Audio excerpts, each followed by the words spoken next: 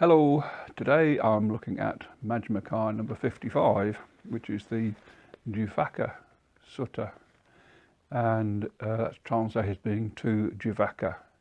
Now the location is a place called Rajagaha in the mango grove of Vijaka Komarabaka. So the people involved are Buddha and Vijaka Komarabaka.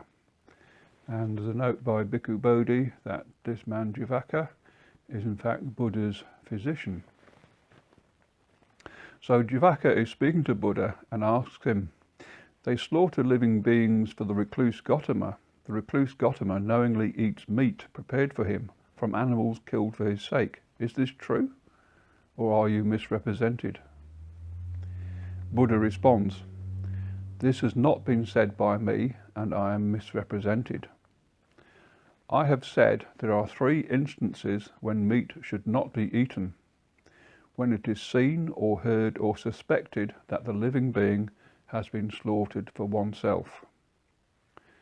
But in the following three instances, meat may be eaten: when it is not seen, nor heard, nor suspected that the living being has been slaughtered for oneself. Buddha takes the analogy of a monk or bhikkhu who has a mind full of loving kindness. He is offered alms food by a householder, which the monk accepts. The monk eats the food without being tied to it, infatuated with it, or committed to it. So what do you think, Vijaka? Is that monk thinking of wrongdoing to himself, to another, or both? No, Venerable Sir.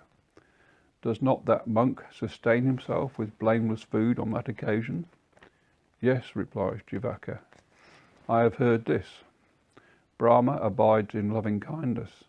The Blessed One is my visible witness to that, for the Blessed One abides in loving kindness. Vijaka, says Buddha, any greed, hatred or delusion whereby ill will might arise has been abandoned by the Tathagata, cut off at the root, no longer subject to future arising. If this is what you mean, this I will allow it to you.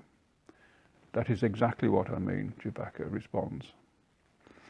Here, Vijaka, a monk lives in dependence upon a certain town or village. His mind is imbued equally with compassion, altruistic joy and equanimity, without hostility, without ill will.